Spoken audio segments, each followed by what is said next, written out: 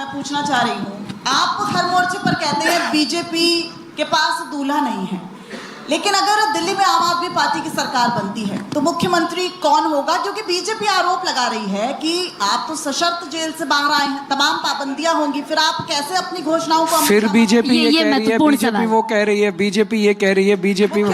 आप लोग अपने आप को मेंटली बीजेपी से दूर करिए। बीजेपी जो भी, बीजेपी की एक तरह से थोड़ी सी मानसिक हम लोगों की गुलामी हो गई है। बीजेपी ये कह रही है, बीजेपी बहुत गंदी पार्टी है, बीजेपी से दूर दूर करिए अपने आप को। मैं आता हूँ उस पर।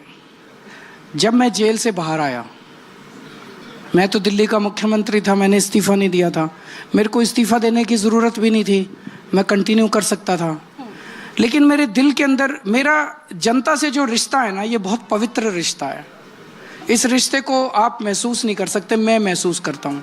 जब मैं बाहर आया तो मुझे लगा कि सुप्रीम कोर्ट ने तो मेरे को छोड़ दिया, लेकिन ये जनता क्या सोचती है मेरे बारे में? इन्होंने इतना कीचड़ फेंका, केजरीवाल भ्रष्टाचारी, केजरीवाल भ्रष्टाचारी, टीवी में 24 घंटे चलता है केजरीवाल। मुझे लगा अगर जनता मेरे को भ्रष्टाचारी मानती है तो मैं इस सीट पे कभी नहीं बैठूंगा।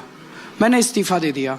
मैंने कहा भाई, अगर आप मेरे को ईमानदार मानते हो तो मेरे को वोट देना, अगर आप बेईमान मानते हो तो वोट मत देना। अगर वोट दे के दोबारा जिताओगे तो मैं इस कुर्सी पे बैठूंगा, ये सोच के भाई तुम मेरे को ईमानदार मानते हो।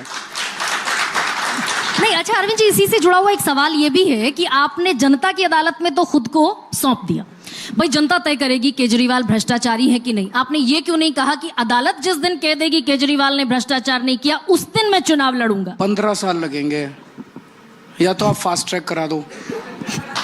तो 15 साल।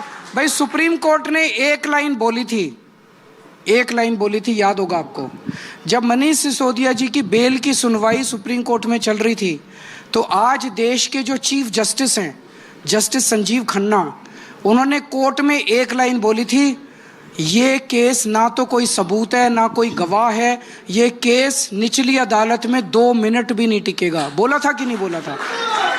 बोला था कि नहीं बोला था? अगले दिन हेडलाइन छपी थी। हाँ। उसके बाद कुछ बच ही नहीं जाता।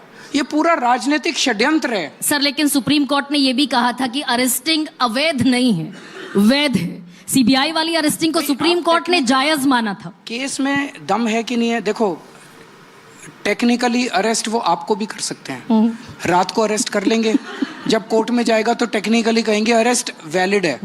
लेकिन केस में दम है क्या? आपने कुछ गलत काम किया क्या?